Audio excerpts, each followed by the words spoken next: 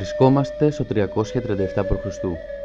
Το κοινό των Ελλήνων κηρύσσει τον πόλεμο στην Περσική Αυτοκρατορία, με επικεφαλή στον Μακεδόνα βασιλέα Φίλιππο τον Δεύτερο.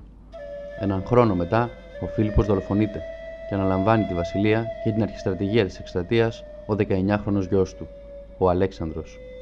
Ένα αναπάντεχο γεγονός θα οδηγούσε σε ένα από τα μεγαλύτερα στρατιωτικά γεγονότα για την παγκόσμια ιστορία.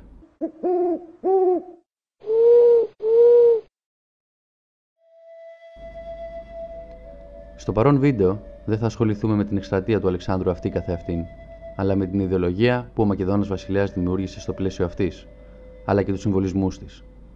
Ο Αλέξανδρος, όταν ήταν ακόμη παιδί, μελετούσε τον Όμηρο έχοντας δάσκαλο τον Αριστοτέλη και είχε επηρεαστεί τα μέγιστα από τις μυθικές μορφές κυρίως της Ιλιάδας, όπως ο Αχιλλέας και ο Έαντας. Όταν η Κορινθιακή Συμμαχία ξεκίνησε το 334 για την κατάκτηση του αφροασιατικού κόσμου, ο Αλέξανδρος έκανε με κάθε τρόπο ξεκάθαρο ότι ήθελε να είναι η εκστρατεία εφάμιλη του Τροϊκού πολέμου και ίσως και να έβλεπε τον εαυτό του ως ένα νέο Αχιλλέα. Οι συμβολισμοί ήταν πολλοί.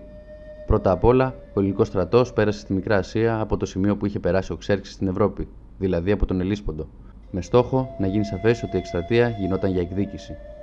Επιπλέον, ο Αλέξανδρος, περνώντας από τη Θράκη, προσέφερε θυσία στο Θεσσαλό Πρωτεσίλαο, ήρωα του Τροϊκού πολέμου, όπου σύμφωνα με τη μυθολογία πάτησε πρώτος στα εδάφη της Ασίας. Κατά το πέρασμα του Αλεξάνδρου από την Τρία, έστησε βωμούς προς τιμή του Διός, της Αθηνάς και του Ηρακλή, ενώ προσφέρθηκε θυσία στην Αθηνά Ηλιάδα και ξυλαστήριες θυσίες για το φόνο του Πριάμου από τον Νεοπτόλεμο, τον οποίο ο Αλέξανδρος θεωρούσε προγονό του.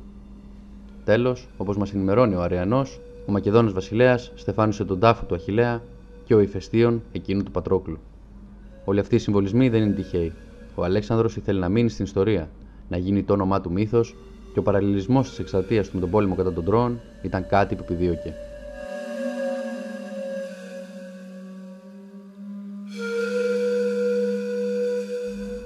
Ο Μέγας Στρατιλάτης φρόντισε πέραν των συμβολισμών που είδαμε να δημιουργήσει μια ολόκληρη ιδεολογία πίσω από κάθε του κατάκτηση. Στο πέρασμά του από τη Μικρά Ασία, τόνιζε ότι στόχος του ήταν η απελευθέρωση των ελληνικών πόλεων από τον Περσικό ζυγό. Οι ελληνικές πόλεις είχαν υποστεί μεγάλες καταστροφές μετά από πολλές αποτυχημένες επαναστάσεις και ο Αλέξανδρος φρόντισε να εκδικηθεί για όλες μία προς μία. Η εκστρατεία του Αλεξάνδρου συνεχίστηκε στην Αίγυπτο, όπου εμφανίστηκε μεν ως ελευθερωτής από τους Πέρσες, αλλά ο Μακεδόνας βασιλιάς φρόντισε να γίνει δεκτός από τους τοπικούς άρχοντες ως Φαραώ. Με τον τρόπο αυτό δεν θα φαινόταν ως ένας νέος κατακτητής στον απλό λαό, αλλά ως συνεχιστής της Αιγυπτιακής πολιτικοθρησκευτικής εξουσίας και νομιμότητος. Μετά από τις νίκες του Αλεξάνδρου στη βορειοανατολική Αφρική, επέστρεψε στην Ασία με στόχο τις περσικές πρωτεύουσες, όπως η Βαβυλώνα, τα Σούσα, η Περσέπολη και τα Εκβάτανα. Η νομιμοποίηση της κατάκτησης αυτής έγινε στο πλαίσιο της εκδίκησης για τις καταστροφές που έκαναν οι Πέρσες κατά τις εκστρατείες τους στην Ελλάδα κατά τα Μυδικά. Μάλιστα, επέστρεψε στις ελληνικές πόλεις όλο τον πλούτο και τα ιερά που είχαν αρπάξει ως λία οι Πέρσες όταν τις λαιλατούσαν. Όμως, ακόμη και εκεί, ο Αλέξανδρος ακολούθησε πολιτική περίπου όπως στην Αίγυπτο. Ανακηρύχθηκε Μέγας Πέρσης βασιλέας και σεβάστηκε τα τοπικά ήθη και τον τρόπο οργάνωσής τους. Μάλιστα, για να αποδείξει ότι είχε έρθει ως συνεχιστής των Περσών βασιλέων και όχι ως απλός κατακτητής, το 330 π.Χ.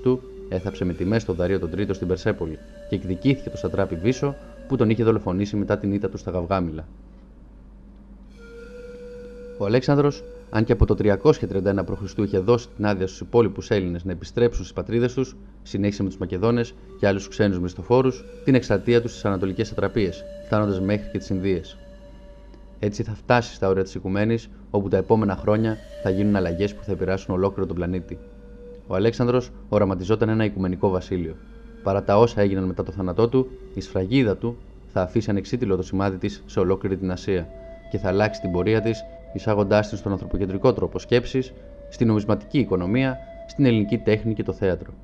Η μεικτή γάμη Ελλήνων Περσών, η ίδρυση δεκάδων ελληνικών πόλεων, ο σεβασμός των τοπικών παραδόσεων και η οργάνωση του βασιλείου του με σεβασμό στην ιδιαιτερότητα κάθε περιοχής θα είναι μερικοί από τους λόγους που τα ελληνιστικά βασίλεια βρήκαν πρόσφορο έδαφος για να ηγεμονεύσουν τους επόμενους αιώνες.